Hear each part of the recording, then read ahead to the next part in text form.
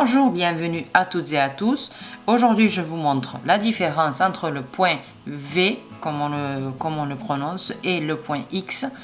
Vous allez voir la différence au fur et à mesure de la vidéo. Je vous recommande pour ça de regarder le tuto du début jusqu'à la fin pour ne rien rater. Tout d'abord, je vous recommande de vous abonner si ce n'est toujours fait, car après tous mes efforts, en fait, pour tous les tutoriels que j'ai fait, j'ai remarqué dans les statistiques que plus de 90% des personnes qui visionnent mes vidéos ne sont pas abonnées.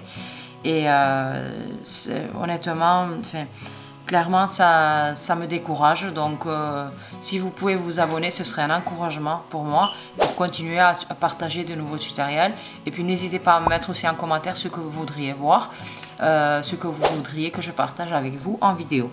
Donc voilà, maintenant, on va passer une vue vite fait sur le matériel que je vais utiliser. Je vais utiliser du coton pour amigurumi ici, un crochet 2 mm, mais vous pouvez très bien appliquer cette technique sur d'autres fils avec d'autres crochets. Donc bien entendu, il faut adapter le crochet et le fil qui va avec. Maintenant, passons à notre tutoriel. Donc, pour commencer, alors en général, quand on commence le crochet ou qu'on apprend le crochet, on apprend à faire des mailles serrées. Et les mailles serrées se font comme ceci. Donc, on pique sur les deux brins qui sont au-dessus. On vient attraper le fil par-dessous avec le crochet. On tire et on enlève les deux brins en même temps. Je vais marquer ma première maille.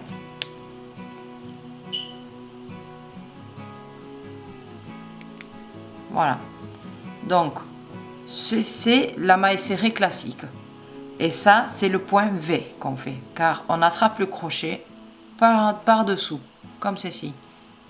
On tire, on a deux brins, on tire et on les enlève. Ça, c'est le point V. Alors, on verra à la fin de la vidéo les avantages, les inconvénients, ou les différences plutôt entre le point V et le point X. On verra bien à la fin. Donc là, je continue ma rangée. Et vous pouvez voir en fait ici, quand on continue, regardez, quand on crochette, on voit bien des V qui se forment ici, là et là. C'est ce qui fait la différence entre le point X. Là. Je continue, donc 3 mailles serrées.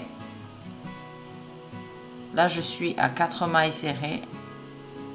Une augmentation dans mon ouvrage, donc. Je ne perds pas l'ordre, je continue.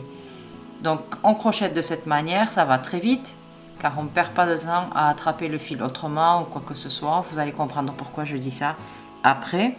Donc là, 4 mailles serrées, une augmentation. C'est le procédé classique qu'on apprend à faire dès les débuts. Maintenant, on va voir, je laisse de côté, on va voir le point X.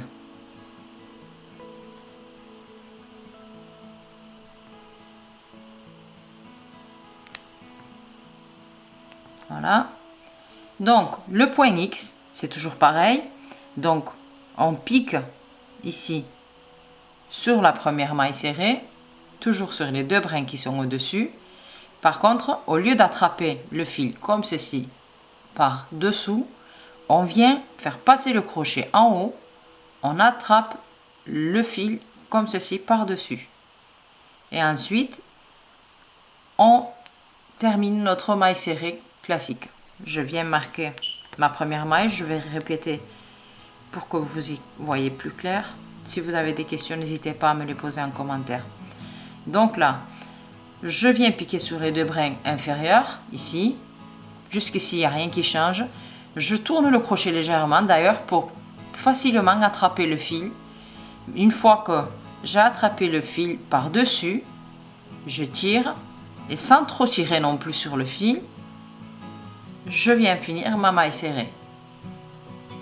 Je répète, j'attrape le fil comme ceci avec le crochet en haut et je termine ma maille serrée. Donc là, j'ai fait 3 mailles serrées, je dois en faire 4. Je vais vérifier quand même. Donc j'étais à 3 mailles serrées, une augmentation. Exact. Donc 4 mailles serrées, c'est bon, une augmentation. et à chaque fois on attrape le fil par dessus avec le crochet. On fait passer le crochet en haut. C'est pour ça que ça peut prendre légèrement un peu plus de temps par rapport à la maille serrée classique, car on doit faire passer le crochet en haut. Mais quand on crochette vite et qu'on a l'habitude, ce n'est pas vraiment une grosse différence en fait. Voilà, donc on crochette de cette manière là. Alors maintenant, passons aux différences entre le point V et le point X. Alors, les différences d'après mon expérience, d'après ce que j'ai pu visionner. Alors, sur le point V, on retrouve alors une petite élasticité légère, un peu plus d'ailleurs élastique que le point X. C'est-à-dire que quand on va venir tirer sur les mailles ou sur l'ouvrage, ça sera beaucoup plus ferme sur le point X que sur le point V.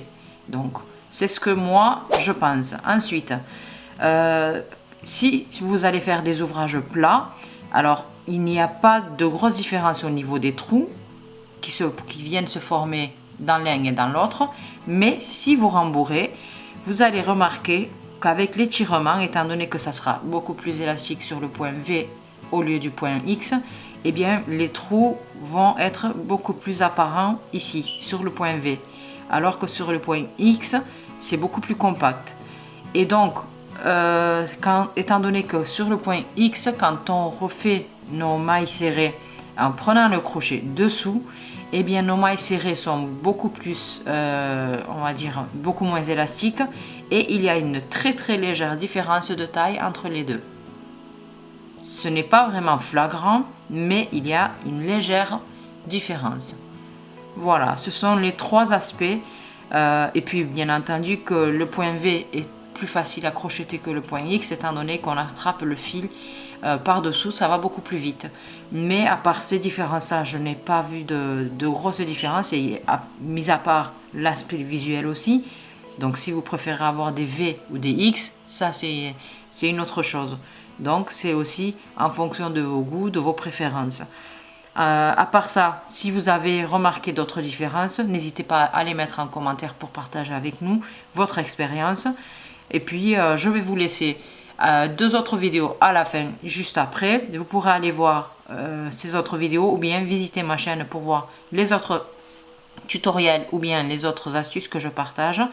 Je vous dis à bientôt dans un nouveau tutoriel, et puis n'hésitez pas surtout à liker et à partager ma vidéo. À bientôt!